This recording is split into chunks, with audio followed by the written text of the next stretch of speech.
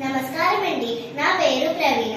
నేను అరోమస్ blooming bird స్కూల్లో 4వ తరగతి చదువుతున్నాను. ఈ రోజు నేను కృతజ్ఞతా భావం గురించి చెబుతున్నాను. కృతజ్ఞతలు అంటే ఇతరులు చేసిన మేలును గుర్తించుకోవడం. కృతజ్ఞత భావం మనసులో సంతోషాన్ని, సానుకూలతను నింపుతుంది. ఇది సమతాలను బలపరుస్తుంది, ఒత్తిడిని తగ్గిస్తుంది.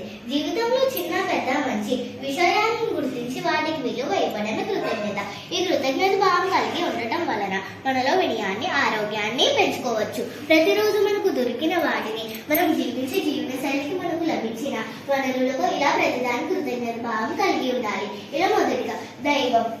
ఉదయాన్నే నిద్ర లేవగానే మనల్ని అన్ని విధాలా కాపాడుతున్న దైవానికి కృతజ్ఞతలు చెప్పుకోవాలి. తరువాత తల్లిదండ్రులు. మనకు జన్మనిచ్చిన తల్లిదండ్రులు కృతజ్ఞతలు చెప్పుకోవాలి. వారు మనం పిల్లలుగా ఉన్నప్పుడు ఎంతో ముద్దుగా, మురిపెంగా, ఆప్యాయతగా చూసుకున్నారో వారి పెద్దవారు అయ్యాక వారి పట్ల మనం అదే ఆప్యాయత చూపడం కృతజ్ఞత భావంతో మెలగా. మనకు విజ్ఞాన జ్ఞానాన్ని నేర్పించే గురువుల కృతజ్ఞతలు చెప్పుకోవాలి. అందుకే తల్లి, తండ్రి, గురువు మరియు దైవముని అన్నారు మన పెద్దలు. పంచభూతాలు. పంచభూతాలైన నింగి, నేల, నీరు, నిప్పు, గాలికి కూడా కృతజ్ఞతలు చెప్పుకోవాలి. మనం ఉదయం నిద్ర లేచిన నుండి రాత్రి నిద్రించే వరకు మనల్ని అన్ని విధాలా కాపాడుతున్న పంచభూతాలకి కృతజ్ఞతలు చూపెడుతూ వాటిని సంరక్షించుకోవాలి.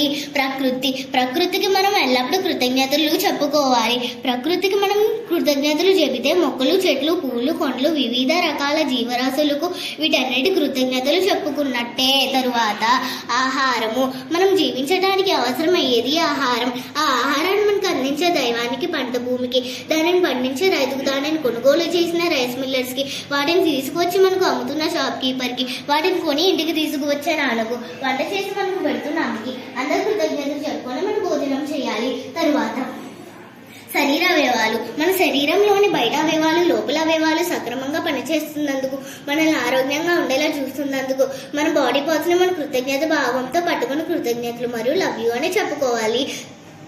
టెక్నాలజీతో మనం వినియోగించే అన్ని వస్తువు కూడా కృతజ్ఞతలు చెప్పుకోవాలి. ఉదాహరణకు fan, gas stove, mixie, washing machine మొదలుగున్నవి.